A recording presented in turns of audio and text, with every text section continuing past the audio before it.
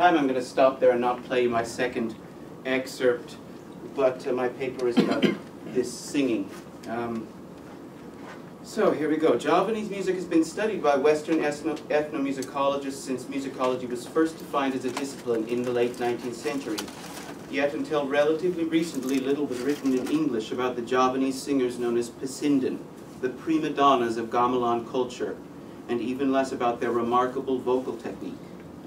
Early scholarly references often emphasized the Pesindhen's social status, her appearance, and her interaction with the male performers and audience members. Recent scholarship, both English language and Indonesian, has begun to explore in much greater depth the Pesindhen's art and craft, as well as her cultural significance historically, politically, and aesthetically. The Western ear, upon first hearing a Pesindhen sing, must immediately be struck by the extreme brightness and focus of her timbre, especially in comparison to the relatively dulcet quality of the gamelan as a whole.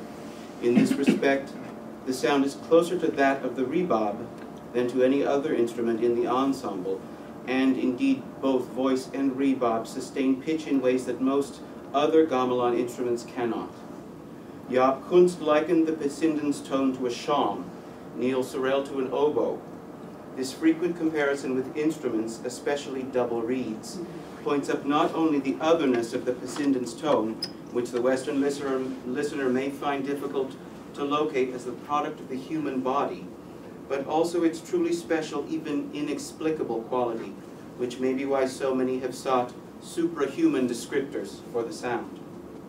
Traditionally, Pesindhen performed in colorful silks, heavy makeup, and elaborate hairpieces. I'm sorry you couldn't see them. The vocal quality of the Pesindhen is said to be identified with and valued for its evocation of sexual desirability. American scholar Susan Walton writes that Pesindhen are constructed as flirtatious beings. In fact, some form of the word flirt appears in most English language writing about the Pesindhen, though flirtation has little, if anything, to do with her actual music making. While the notion of flirtation does highlight the communal and interactive nature of the gamelan experience in some contexts, especially the various theatrical repertoires, the perception of the Pesindhen as extra-musical object has not surprisingly been openly resisted by many, at least since the early 20th century. Scholars now locate the ancestor of the modern Pesindhen in the Ronggang or Taladek, who for centuries sang and danced for pay in the streets of Java, to the accompaniment of small itinerant gamelan groups. Eventually, these busking singer-dancers became standard members of the Javanese gamelan ensemble, though they didn't immediately enjoy the position of prominence they would begin to assume in the early 20th century. And initially, the Pesindhen's vocal line was viewed as merely another thread in a rich sonic tapestry, and even today, some decry the privileging of the Pesindhen's voice by electronic amplification over the rest of the ensemble. Though the Pesindhen's sound is frequently described by non-Javanese listeners as nasal, Gloria Poejo-Soedarmo, an Indonesian linguist writing in English, suggests that this is an auditory misapprehension. Nancy Cooper, an American scholar who trained as a Pesindhen in Java, also strongly rejects the notion that the Pesindhen's resonance is predominantly nasal. The issue involves access of nasal resonance versus actual passage of air into the nasal cavity. I would suggest that, as in classical Western singing, pharyngeal configuration may allow access to nasal resonances without any air actually passing into the nasal cavities, and that Pesindhen do in fact access such resonance just as Western classical singers do, though it cannot be measured based upon the detection of air movement. Pesindhen tend to use a relatively horizontal embouchure when producing their tone. The shape of the oral cavity, including the pharynx or soft palate, affects resonance and other aspects of tone quality. Poejo-Soedarmo hypothesizes that Pesindhen produces her tone with a narrowed and tensed pharynx. Based upon spectrogram analyses of Pesindhen tone, she notes a high degree of muscle tension overall, indicated by a broader distribution of energy across the sound spectrum. Tension is indicated by a greater amplitude in higher harmonics, especially the fifth.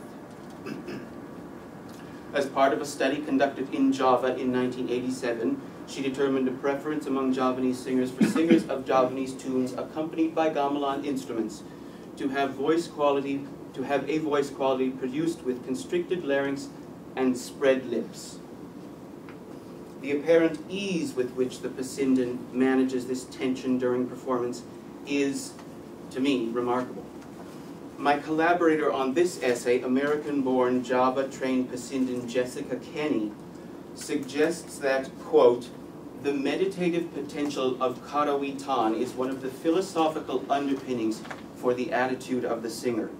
From this point of view, the inner world is held to be more significant than the outer, which you can also easily observe in the court sacred dance forms such as badaya and srimpi, where the continuity of movement is profound and the gesture slow, end quote. Many Pesindhen wear corsets in performance, which can affect both the intake of breath and the management of subglottic pressure, the glottis is the larynx, during tone production. Kenny suggests that specific laryngeal position too is important in the creation of Pesindhen sound. She describes it as, quote, a kind of restriction of the voice. The upper register reveals the most intense form of restriction while still ideally sounding relaxed. The upper partials are emphasized here by holding or placing the tone toward the posterior edge of the vocal folds and tilting the larynx backwards. Please don't ask me to demonstrate. It is in fact most likely that laryngeal and pharyngeal positions interactively determine the access to upper partials or higher harmonics in the Pesindhen's tone. Pesindhen employ several types and degrees of vibrato, from none to what Kenny calls the vocal wobble, which they use to various ends. One of the most fascinating she describes as the ability to, quote, reconcile differences in tuning, almost like a psychological game with what the listener perceives as the laras or pitch set, or even which patet a piece may be in. By interpreting the pitch set in one way or another, the melodic meaning of the piece shifts its emphasis and quality, as in the shifting of pitch 3 in the slendro patet and pitch 2 in the pelot patet, end quote. The Javanese speak of three concepts associated with artistic excellence: akal, rasa, and alus. Akal may be translated as intellect or reason. Rasa has been defined as a continuum, connecting deep mystical understanding to the surface sensations of bodily experience, both uninhibited emotion and deep knowledge and understanding.